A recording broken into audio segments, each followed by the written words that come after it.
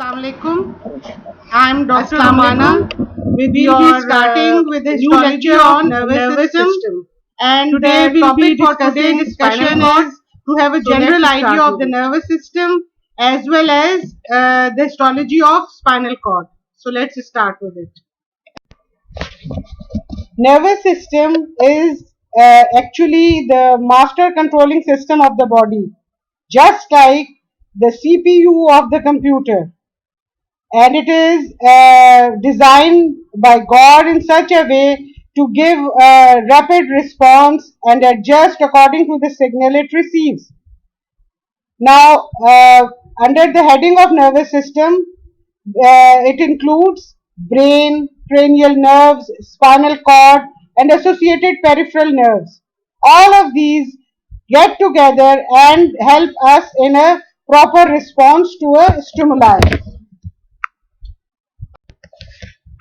Nervous system is divided into central nervous system and peripheral nervous system. Now the central nervous system include brains and spinal cord with their nuclei and tracts. Now have an idea that what is nucleus? It is the nucleus which is present in the collection of the cell bodies in the central nervous system. While in the peripheral nervous system, it consists of ganglia, cranial nerves, spinal nerves, and peripheral receptors. Now, what is ganglia? Ganglia is actually the collection of the nerve cell bodies in the peripheral nervous system, while nerve is the bundle of nerve fibers in the peripheral nervous system. So, have an idea that the nucleus is the collection of the cell bodies in the central nervous system, and the tract is actually the collection of these nerves within the central nervous system. And ganglia and nerve are present in the peripheral nervous system. So have an idea about this, because this is usually asked in your viva also, that what is, do you understand by cranial nerve nuclei, or what is nucleus, or what are tracts, and what are ganglia and nerve. Now starting with the nervous tissue histology.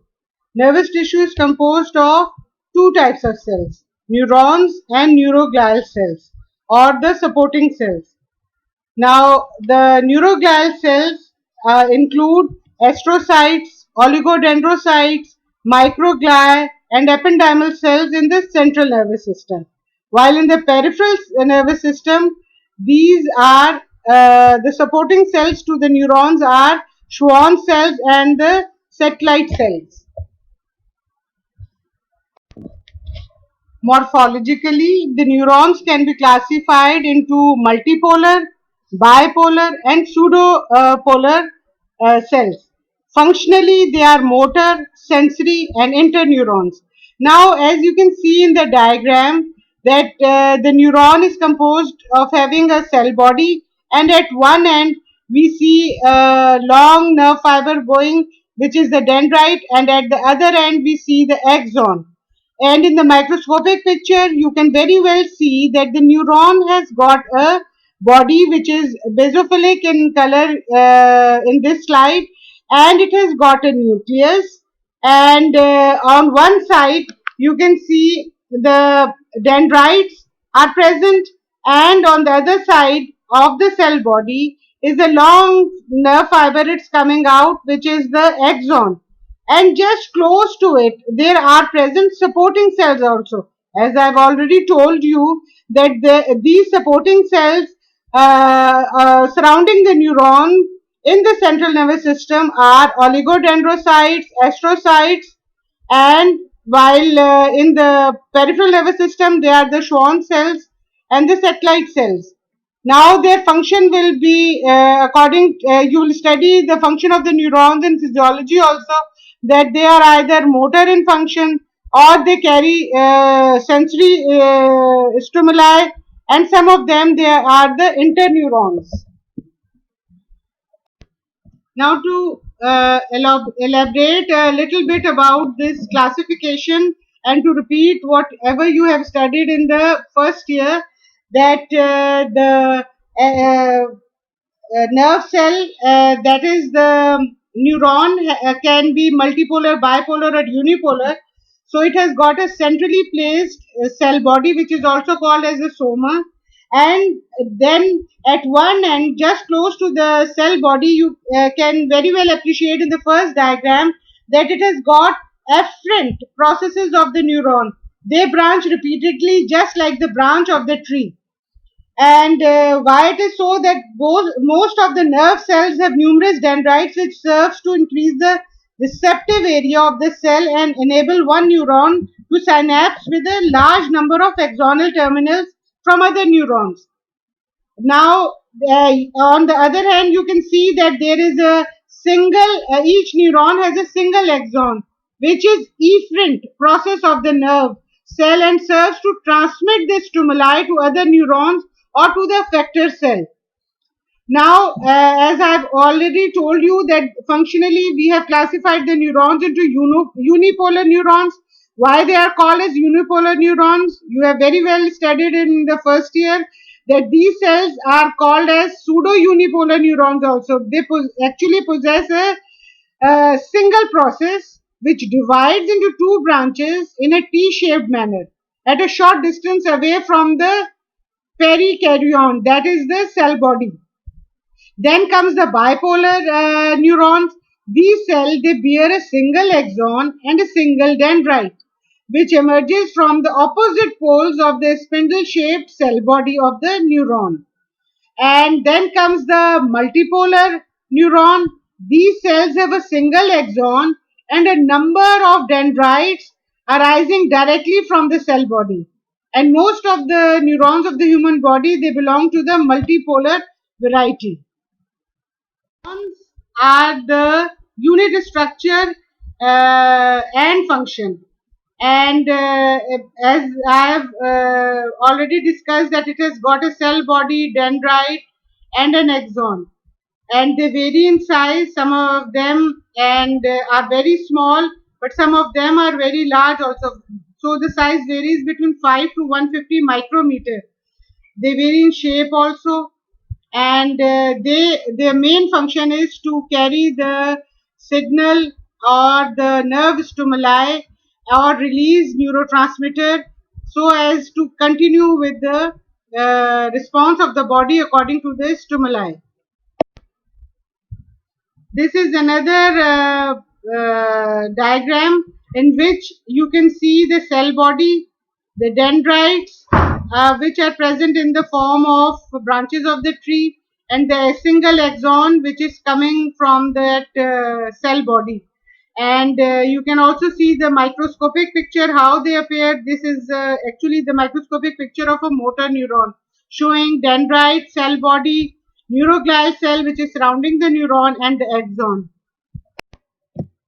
In this diagram, you can see the different types of the supporting cells which are also called as neuroglial cell or simply glial cells. They are oligodendrocytes, Schwann cells, ependymal cells, and microglial cells.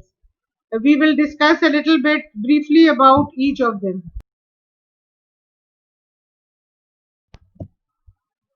Briefly discussing the types of glial cells and their location and their function, starting with the oligodendrocytes. They are present in the central nervous system. They form myelin in the brain and the spinal cord.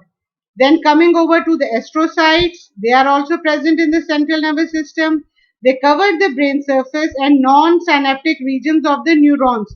They stimulate the formation of blood-brain barrier, and they also remove neurotransmitters and potassium from the extracellular fluid of the brain and spinal cord.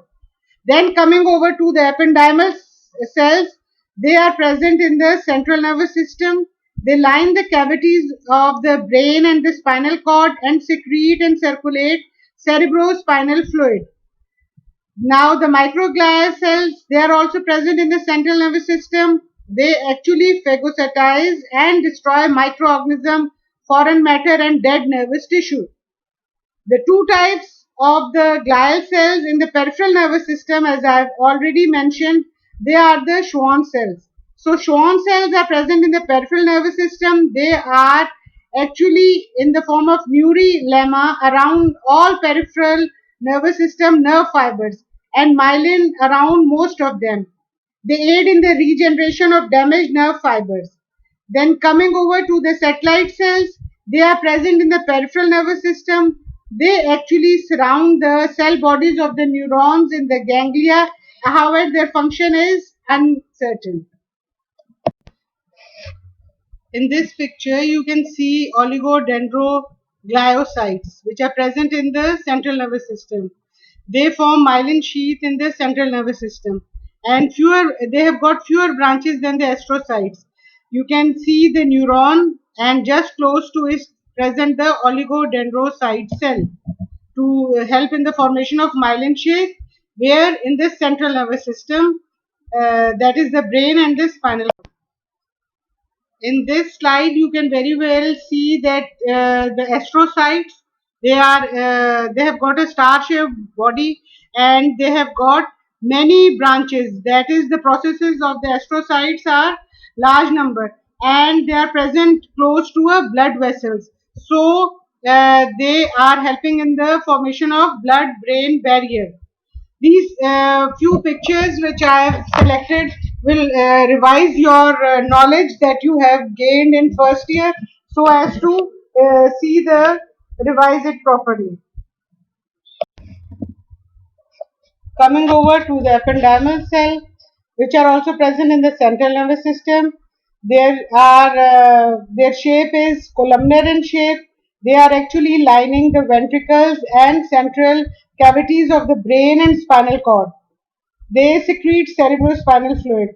Now, on the top of that is the apical region of the columnar cell. You can see they are present large number of cilia. These cilia are helping the ependymal cells to circulate in the cerebrospinal fluid.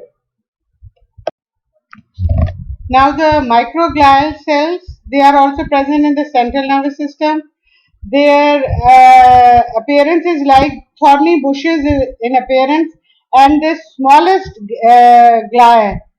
Their function is to phagocytize the foreign bodies present in the central nervous system, and they originate from the monocytes.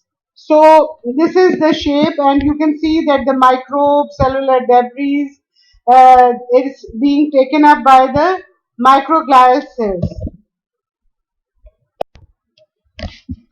Now the nerves, which are part of which system?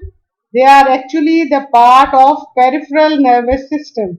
They consist of nerve fibers, and the different layers of the nerve fibers are endoneurium, perineurium and the epineurium. When we move from inside to out, then the nerve fibers, which are also the part of the peripheral nervous system, are actually, they can be myelinated or unmyelinated, and nodes of Renier are also present over there. You have studied nerves, peripheral nerves, ganglia in the first year, so it's just the repetition. Today we'll be discussing the histology of spinal cord. But before starting with it, we should have an idea of the spinal cord grossly. So the spinal cord is enclosed in a bony cage that is a vertebral column extending from the foramen magnum in the cranial cavity to the intervertebral disc between the lumbar 1 and lumbar 2. It is continuous above with the medulla oblongata, while its lower end ends in the form of conical shape, and it is called as the conus medullaris. It has got two enlargement, one in the cervical and other in the lumbar region. This is a brief introduction to the gross appearance of the spinal cord. The spinal cord at all levels is made up of an anterior and posterior horn, while in the thoracic and the upper two lumbar segments, it has got an extra horn which is called as the lateral horn, having sympathetic nuclei. The two sides are connected by the gray matter commissure, which contains the central canal of the spinal cord. This you can see in the cut section of the spinal cord with the naked eye appearance. Spinal cord is formed of two identical halves made of central H-shaped gray matter which is surrounded by the white matter, and you can see in this slide that there is a darker area, that is the gray matter, in which dorsally or posteriorly is entering the dorsal root of the nerve, and there is an anterior horn which is present in the gray matter. The lighter colored area is showing actually the white matter, and the nerve roots are coming out from the anterior horn. They both the posterior and the anterior horn join to forms the spinal nerve. This is the diagnostic presentation of the spinal cord. You can see the darkly area, eosinophilic area, that is the gray matter. And what are you going to see in the gray matter? You can see the posterior horn and the anterior horn. Now it is joined in the center by the limb of the horizontal limb of the H, bearing the central canal in the center, which is lined by the ependymal cells, already discussed. Now in the anterior horn and the posterior horn, you see multipolar neurons, and just surrounding them there are present the supporting cells. Those are called as the glial cells. Now coming towards the outer side, you can see the cut section of the bundles of the nerves in the white matter, which are present in the white matter, and you can also see the capillaries which are present over there. These are actually the one with a centrally placed nerve and surrounded by the myelin. And some of them are empty also. Those are the unmyelinated fibers. This is how you are going to see the spinal cord under the microscope. You can see the gray horn which has got a ventral horn, dorsal root, and just close to it is also present the sympathetic ganglia. Now it has got the white matter which is a little bit lighter in color as compared to that of the gray matter. And in the anteriorly you can see the anterior spinal artery and the anterior median sulcus. Now, as we see the transverse section of the spinal cord, it is you can see in the diagram above that I have drawn that it is oval in shape, more flattened anteriorly as compared to the posterior end. While in the center there is a circular cavity which is called as the central canal, and it is lined by the ependymal cells and contains CSF. Now, what is the lining of the ependymal cell? What is actually the shape of the ependymal cell? They are actually columnar in shape. While dorsally in the midline there is a septum which is called as the dorsal medium septum. It is composed of neuroglial cells. Neuroglial cells are actually the supporting cells of the neurons. Opposite the dorsal median septum is a groove which is known as the dorsal median sulcus. Now, please have a concept of septum and sulcus. Anteri- Anteriorly in the transverse section of the spinal cord, there is a deep cleft which is called as the ventral median fissure. Now the fissure is more deeper than the sulcus. While in the dorsolateral part, there are shallow grooves on either side, and they are called as the dorsal lateral sulci.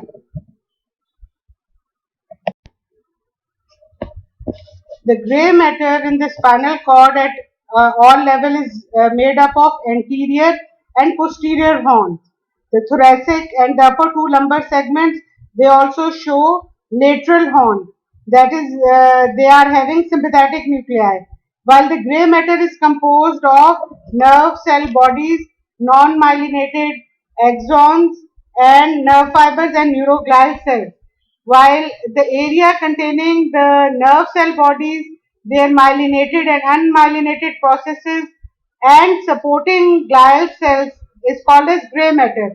It appears grayish rather than white. Why? Because the Nissl bodies which are present in the cell body of the neuron, they impart a gray color and there is little or no myelin in these areas. While the white matter is made up of dorsal, lateral and ventral columns. The white matter contains bundle of myelinated and very few unmyelinated nerve fibers, that is the axons. It also contains neuroglial cell bodies, mostly oligodendrocytes that produce myelin in the central nervous system and few blood capillaries. It lacks the nerve cell bodies and dendrites. So the whitish color of the myelin gives white matter its name.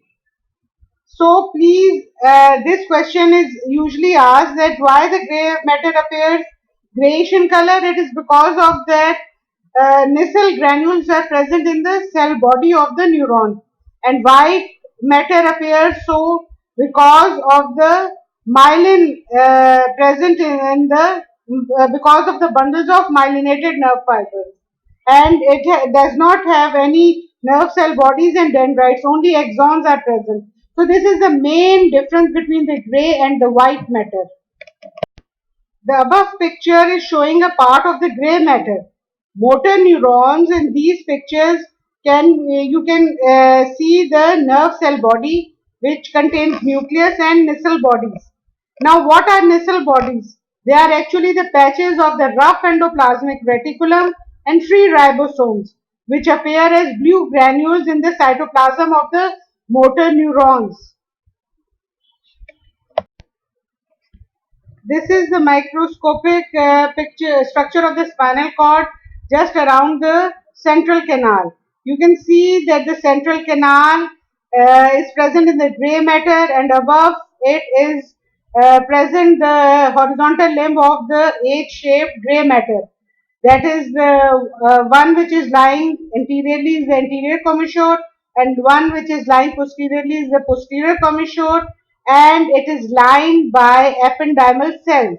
Ependymal cells are actually the columnar cells. You can see the different levels of the nuclei in this diagram. Also cilia at its top end, which is that is the apical end, and they are present towards the central canal. It produces CSF, and these cilia help in its mobilization in the CSF. Discussing the nerve cells present in the anterior gray column, they are actually large and multipolar. So when you are going to draw the anterior horn of the spinal cord, you will have to draw large multipolar neurons in it. The axons that pass out in the anterior nerve root as alpha efferents. Then the smaller nerve cells are also multipolar and their axons pass out in the anterior nerve root as gamma efferents. Discussing the nerve cells present in the lateral gray column, as we know that this extra lateral gray column is present at the level of T1 to L2 level. Cells give rise to preganglionic sympathetic fibers, while in the S2, S3, S4, they give rise to preganglionic parasympathetic fibers. So the lateral horn, when you are drawing the H-shaped area, that is the gray matter in the spinal cord, if you are mentioning the thoracic level or that is from T1 to L2, then you will have to draw an extra horn in the which is called as the intermediolateral group of cells which will be present at the level of T1 and L2. So you should remember that this extra lateral horn is present at this level. Rest of them have only got an anterior horn and a posterior horn in the cervical and in the lumbar region. We have discussed the anterior horn, lateral horn and the posterior horn. Now what is the area which is present gray matter surrounding the central canal is called as the gray commissure, and it is actually the horizontal limb of the H or the butterfly shape of the gray matter. It is connecting the gray on each side. In the center is present the central canal, and by which type of cells it is lined? The central canal is lined by the ependymal cells.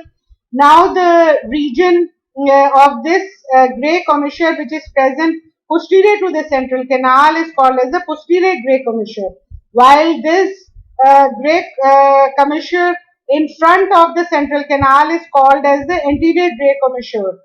The central canal is present throughout the spinal cord, and it is continuous above, that is superiorly, with the medulla oblongata, and inferiorly this canal expands as the terminal ventricle and terminates within the root of the filum terminale. We have discussed the gray matter. I hope it is clear. Now coming over to the white matter. The white matter is divided into an anterior white column, lateral white column, and the posterior white column. It consists of nerve fibers, mostly myelinated, and very few unmyelinated axons. And why I have told you earlier that it appears white, it is the white color is imparted to this region because of the presence of the myelin sheath. This completes the gray and the white matter in detail. Spinal cord is also surrounded by meninges, and the outermost, that is moving from outside to inside, is the first layer is the dura mater, then is the arachnoid matter, and the third is the pia mater, and some call it is pia mater, but I don't like the word pia, so I'll say it pia mater. Having a little bit detail of the dura mater. Dura mater is a dense, strong, fibrous membrane, and it is enclosing the spinal cord and the cauda equina, while it is continuous above with the meningeal layer of the dura which is covering the brain, and it ends at the level of S2, separated from the wall of the vertebral canal by the extradural space. So the space between the vertebral column and the dura mater is called as the extradural space. It contains loose areolar tissue and internal vertebral venous sinuses. The arachnoid matter, which is the second layer and the layer which is present between the dura outside and the pia mater inside, is actually a delicate impermeable membrane. It is separated from the pia mater by the subarachnoid space. It is continuous above with the arachnoid matter which is covering the brain, and it ends at the filum terminale at the level of S2. The innermost layer is the pia mater. It is a vascular membrane. It closely covers the spinal cord, and it is thickened on either side between the nerve roots to form the ligamentum denticulatum. Ligamentum denticulatum. It has got teeth-like extensions. As in the teeth we call is dentine, so they are teeth-like extensions of it. The arterial supply of the spinal cord is through the anterior spinal artery, posterior spinal artery, and segmental spinal artery. So this completes your general concept of the nervous system. I have revised a few topics from the first year, and then I have given you in detail the histology of the spinal cords and the different types of the cells which are present in the nervous system, their functions. Actually, this is usually asked in the viva when you get a slide of spinal cord, cerebellum or cerebrum. So the examiner usually asks these types of questions: what are neuroglial cells, what is actually the shape of different neurons, why they are so, why the gray matter appears gray, why the white matter is appearing white, And I've also in this lecture I've also added diagram of the spinal cord and how you are going to draw it, and I will also upload the exact diagram that you have to draw on your astrology batch page. So thank you for listening.